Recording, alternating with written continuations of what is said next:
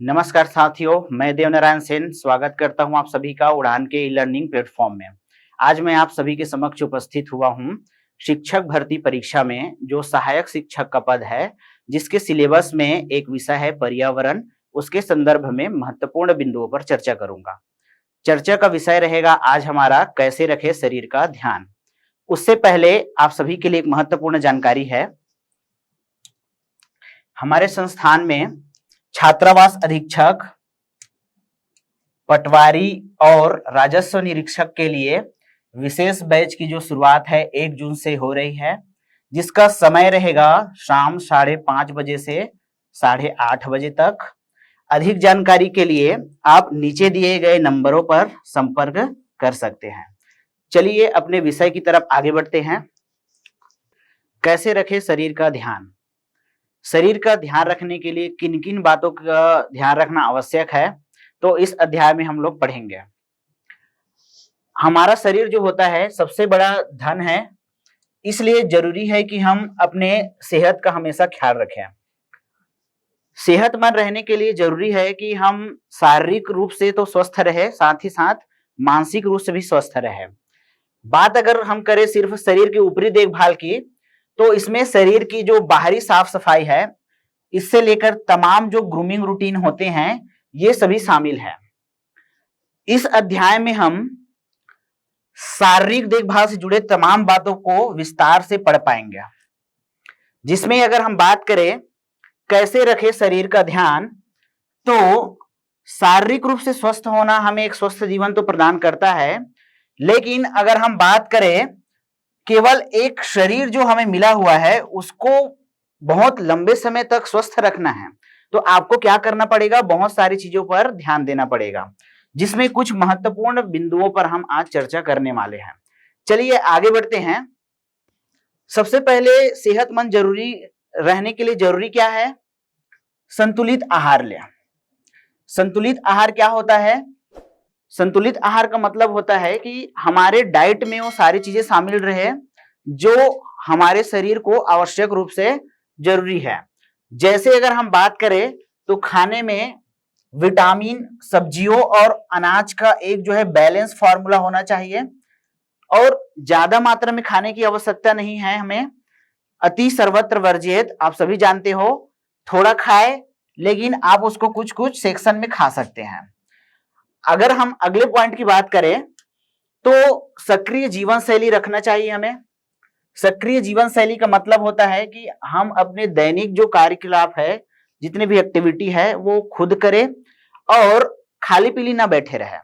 ज्यादातर हम देखते हैं कि व्यक्ति जब बैठा रहता है या सोए रहता है तो इससे क्या होती है, कुछ कुछ जो बीमारियां हैं वो पैदा हो जाती है। जैसे कि मैं बात करूं, मोटापा सबसे आम समस्या है, और शरीर में आलस जो आता है वो अलग। इसलिए हमारा जो सक्रिय जीवन शैली है वो शरीर को स्वस्थ रखने के लिए बहुत ही आवश्यक होता है। अगर हम बात करें नेक्स्ट पॉइंट की, तो व्यायाम और योग करें। व्यायाम और योग ऐसी चीजें हैं जो हमारे शरीर को स्वस्थ तो रखता ही है, साथ में हमें तनाव से मुक्ति भी दिलाता है। अगर हम आजकल भागदौड़ भरी जिंदगी को देखें तो तनाव जो है बहुत ज्यादा हावी हो गया हम सभी के ऊपर। इससे अगर हमें आराम चाहिए तो हम व्यायाम के साथ साथ योग अभ्यास भी कर सकते हैं, साथ ही साथ मेडिटेशन वगैरह भी इसमें अप्लाई कर सकते हैं। खुद को शारीरिक रूप से अगर फिट रखना है तो ये सारी चीजें हमें करनी पड़ेगी। अगले स्लाइड की तरफ बढ़ते हैं। नेक्स्ट पॉइंट है शरीर की साफ सफाई का कैसे रखना है ध्यान। तो ब्रश करना, नहाना, ये तो हमारा दैनिक दिनचर्या में शामिल है, ये तो हम सभी करते हैं। उसके साथ साथ ही कुछ बातों पर और ध्यान देना चाहिए, जैसे कि यहाँ पर पॉइंट के रूप में मैं आपको पढ़ के सुनाता हूं। नियमित रूप से नहाना है और शरीर और बालों को तो अक्सर धोना है, जो कि हम करते ही हैं। नाखूनों को ट्रिम करना है, पैर की उंगलियों को व्यवस्थित तरीके से और अच्छी आकार में रखना है, जिससे कुछ इन्फेक्शन से हम क्या कर सकते हैं, बच सकते हैं। वही अगले पॉइंट की बात करें तो ब्रश और फ्लास भी हमें करना है हर भोजन के बाद, चूंकि भोजन जो होता है दांतों में फंस जाता है, तो भोजन करने के बाद जो है हमें ब्रश जरूर करना चाहिए, और हाथों को धोते रहना चाहिए। खाना खाने से पहले तो हम हमेशा हाथ धोते ही हैं, साथ ही साथ जब आप बाहर से आते हो तब भी आपको हैंड वॉश करना चाहिए। तो ये सभी क्या है, शरीर की साफ सफाई के संबंध में महत्वपूर्ण पॉइंट्स है। आगे बढ़ते हैं। अगला बिंदु है मेडिकल चेकअप करवाते रहें। अब मेडिकल चेकअप जो है हमें कब करवाना है, कैसे करवाना है, तो युवावस्था में तो हमें हर महीने जाने की जरूरत नहीं है, लेकिन अगर हम बात करें आफ्टर 35 टू 40 ईयर्स, जब व्यक्ति की उम्र हो जाती है तो उनको कम से कम महीने में एक बार जो है बॉडी चेकअप के लिए जरूर जाना चाहिए। इससे हमें पता चलता है कि हमारा ब्लड प्रेशर और ब्लड शुगर का लेवल कितना है, साथ ही साथ कोई हमारे बॉडी में किसी भी प्रकार की अनियमितता तो उत्पन्न नहीं हो रही है या होने के चांसेस तो नहीं है। इससे भी हम क्या कर सकते हैं, अपने शरीर का देखभाल कर सकते हैं। अगला पॉइंट देखिए, खुद को धूप से बचा कर रखना है। अब हमारी त्वचा का देखभाल करना है तो हमें क्या करना है, धूप से ज्यादा बचना है। अभी गर्मी का सीजन चल रहा है, गर्मी के दिनों में हम देखते हैं जब हम बाहर जाते हैं तो बहुत ज्यादा तेज धूप होने के कारण हमारी त्वचा में जलन शुरू हो जाता है। और ये जो तेज धूप है इसका जो टाइमिंग अगर हम बात करें तो 10 बजे से 4 बजे तक ज्यादा होता है। तो कभी भी हम जब घर से बाहर निकलते हैं तो हमें शरीर को पूरा कवर करते हुए ऐसे कपड़े को पहनना चाहिए जो पूरी त्वचा को क्या करे, कवर कर ले। साथ ही साथ हमें कुछ सनस्क्रीन का उपयोग भी करना चाहिए, जिसके लिए कुछ क्रीम जो है अवेलेबल है, जो हमें सन लाइट से क्या करता है, हानिकारक यूवी रेस से प्रोटेक्ट करने का काम करता है। अगर हम बात करें सनस्क्रीन के बारे में तो कम से कम 15 के SPF वाले जो ब्रॉड स्पेक्ट्रम क्रीम आते हैं उसका उपयोग करना चाहिए। और ये डिपेंड करता है कि आप जो है किस क्षेत्र में कार्य करते हो, हर 2 घंटे में इसको आप अप्लाई कर सकते हो। और जब सूर्य का जो किरण है सबसे तेज हो तब इससे डायरेक्ट संपर्क में आने से बचिए। लंबी शर्ट पहने और लंबी चौड़ी जो कद काठी वाली टोपी से अपने आप को, त्वचा को ढक लीजिए। कपड़े धोने वाले एडिटिव्स पर भी विचार कर सकते हैं हम लोग, और कपड़ों को एक निश्चित संख्या में धोने या विशेष धूप से बचाने वाले कपड़ों के लिए पैराबैगनी सुरक्षा की अतिरिक्त परत जो है हम दे सकते हैं। यहाँ पर अगर हम बात करें सूर्य के प्रकाश से बचने के लिए तो सबसे ज्यादा जो सुरक्षित तरीका है वो कपड़े से अपने आप को ढकना है। भाई ज्यादा से ज्यादा आप कपड़े से अपने आप को ढकेंगे, उससे क्या होगा, धूप जो है हम पर डायरेक्ट नहीं पड़ेगा और हमारे जो त्वचा है वो झुलसने से बच जाएगी। चलिए आगे बढ़ते हैं। हमारा अगला पॉइंट है धूम्रपान ना करें। आप सभी जानते हो धूम्रपान के क्या क्या नुकसान हो सकते हैं। धूम्रपान करने से व्यक्ति का जो फेफड़ा होता है वो तो खराब होता ही है, साथ ही साथ उस धुएं के संपर्क में जो बाहरी व्यक्ति आता है उसको भी वो क्या करता है, नुकसान पहुंचाता है। धूम्रपान करने से त्वचा को ये तो खराब करता ही है, साथ ही साथ समय से पहले व्यक्ति जो है बूढ़ा दिखने लगता है। इसलिए धूम्रपान जो होता है हमारे स्वास्थ्य के लिए काफी हानिकारक होता है। चलिए आगे बढ़ते हैं नेक्स्ट पॉइंट की तरफ। हमारा अगला पॉइंट है स्किन का खास ख्याल रखें।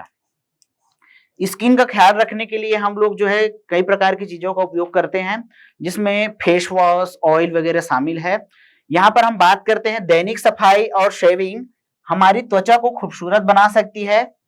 इसके साथ ही हमें शरीर की बाहरी परत के सफाई के बारे में भी सोचना चाहिए। जैसे कि हम बात करते हैं नहाने का समय सीमित रखें, गर्म पानी और लंबे समय तक स्नान हमारी त्वचा को क्या कर सकता है, ड्राई कर सकता है, क्योंकि हमारी जो त्वचा में जो ऑयल होता है उसको वो सुखा देता है।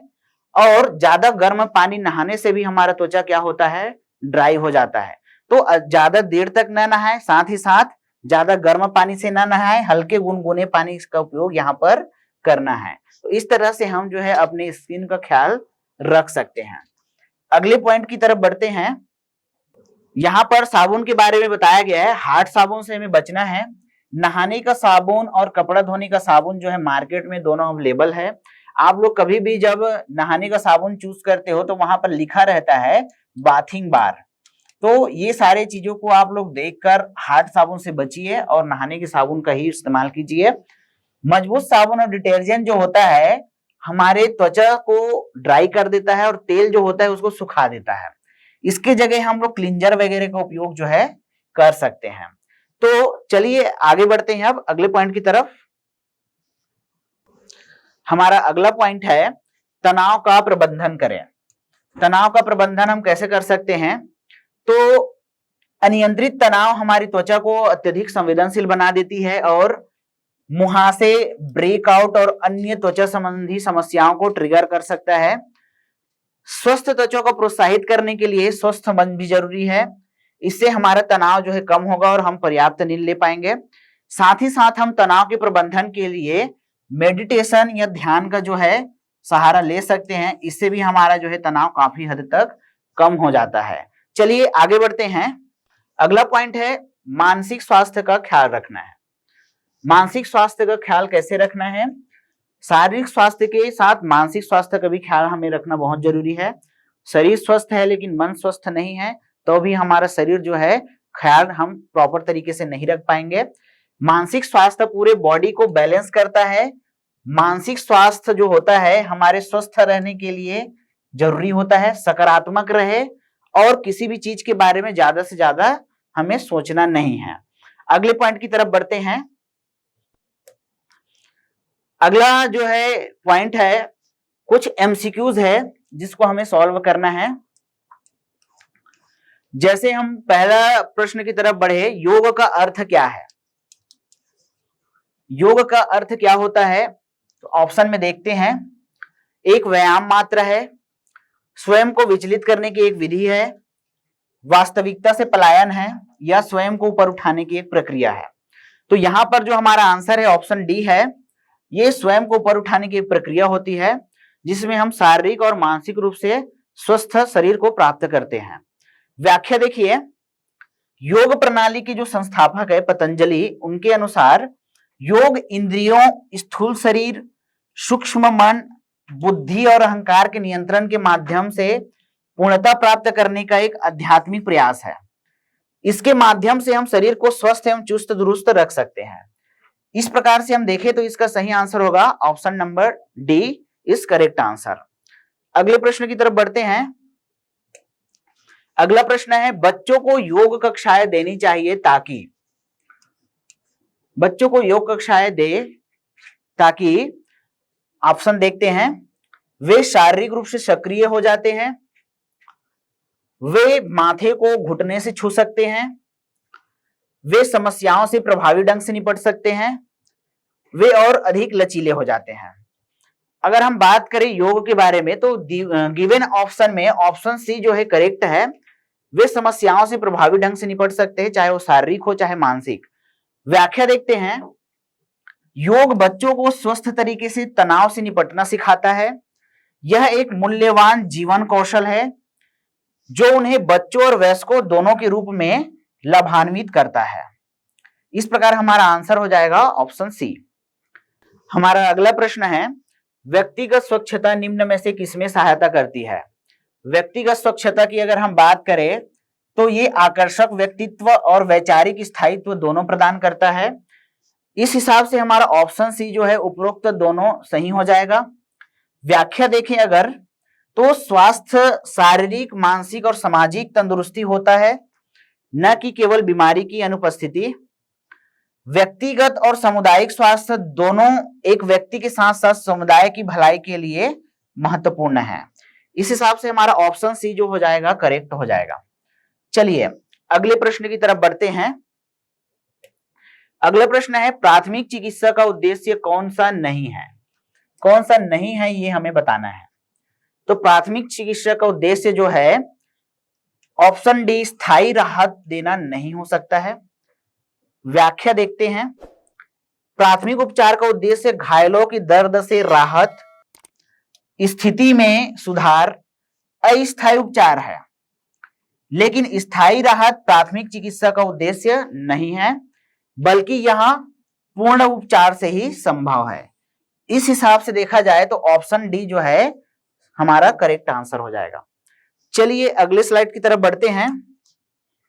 अगला प्रश्न है किस विटामिन की कमी से भोजन से कैल्शियम और शोषण जो है कम हो जाता है? इसका सही आंसर होगा ऑप्शन ए विटामिन डी।